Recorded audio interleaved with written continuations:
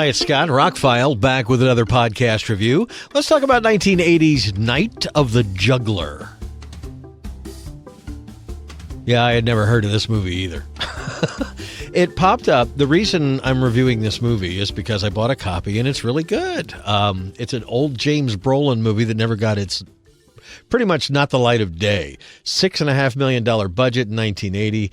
Columbia Pictures. Sidney J. Furie was directing it. It was about a third done, and he walked out. Robert Butler finished it. It's very much kind of a neo-noir thriller action flick. James Brolin, right before he starred in Amityville, got the long hair and the wild look, and really fits the movie. Cliff Gorman is the bad guy, is really good in it. Anyway, how I got this.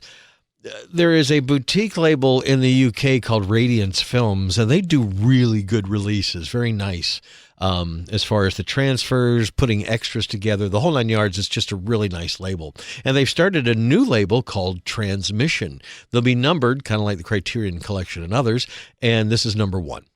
Night of the Juggler comes in a nice rigid box like these UK special editions, these overseas special editions I get. Comes with a book, got some very interesting essays in there, got a full-size, well, almost full-size movie poster, got some art cards, and the 4K and the Blu-ray. Everything's region-free, lots of extras on it. It's very nice set, very nice. For their first one, very impressed. But the movie, let's talk about the movie.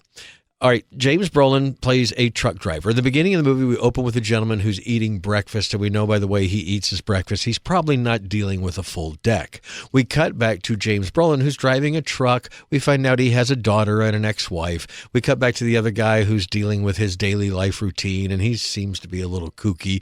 And these two stories are going to intersect about 13, 14 minutes into the movie. The movie's only an hour and 40 minutes long, but the gist of it is the bad guy is planning to kidnap a rich kid. Instead, he gets Josh Brolin's kid. So imagine the conundrum of he's kidnapped. Josh Brolin sees this happen but can't catch the guy. The guy now has what he thinks is the rich girl, calls the family saying, "I've got your daughter." And they're like, "No, our daughter's sitting right here. What are you talking about?" They bring in the police. All this confusion is going on. In the meanwhile, James Brolin's character is running through the streets of New York to save his daughter.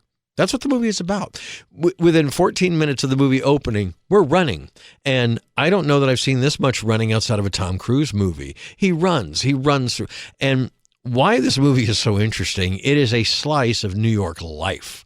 He runs by the obligatory hot dog stand or the obligatory burned out building or the gang or whatever. He winds up running into Dan Hedaya, who is a cop. It turns out James Brolin's character used to be a cop. We don't know what happens, but you're led into that a little bit later on in the script. It's based on a book, by the way, and it all feels kind of well fleshed out. It does have some late 70s trappings. It's very much one of those kind of crime thrillers, very gritty. But all in all, I was quite entertained by the film. He runs into this crazed police officer who still works for the police, but that kind of hinders his way. He runs into a gang who don't like the fact that a white boy's running through their area, and they go after him. He's got all of these challenges to get through to try and get his daughter back from this crazed person who really can kill anybody at any second. And anyway, I don't want to give anything away. A lot of people have never seen this movie. It went on to make like $50,000 on a $6 million budget because it didn't get much of a release. Back in 1980, people were watching Empire Strikes Back or whatever. They were more into other things. This movie never got its light of day. So that's what this label from Radiance Pictures is supposed to be doing. Transmission is going to highlight these films that are lost to time, but it's been restored. The 4K looks great. This is a grainy looking film. It's not the biggest budget film from 1980. In the beginning, there's a lot of some stock footage. It's pretty grainy. But once the film gets going, and I got to say the opening scene in the diner, the difference in the color of like the ketchup bottle versus the booth he's sitting in, both are reds, but one leans more pink, one leans more blood. But on the Blu-ray that I popped it in later, kind of can tell they kind of look the same, but on the 4K, they're vastly different colors. It's interesting. And it's just because HDR can represent so many different colors in the palette of colors available. The movie plays out mostly like an action movie. You get intense scenes of action, and then you get these quiet moments that are kind of dark. We learn the psyche of the crazy guy and how he's dragging this girl through the sewers and stuff and trying to evade police who are they want to stop James Brolin's character. He doesn't want to be stopped. He's trying to save his kid, but they're a little confused about the whole rich... It's a very good idea for a movie. It's a good idea for a novel, and it's executed very well. When it was over, I was like, that was interesting. And it didn't end the way I expected. I mean, it has a good ending. The bad guy gets his and all that. But, in today's, they would just, obliterate the bad guy, blow him up or shoot him with a full clip full or whatever. And that's not exactly how the movie ends. All in all, I was pretty impressed with this film. Very impressed with the 4K edition from Transmission Films, their very first release. The box set itself is worth it just for all the extras you get. I did watch some of the behind the scenes. I'm ready to watch more of that. But the film is why I buy these box sets, not for the box set, not for the extras, but is the movie worthy of rewatching? And absolutely. This is just one of those...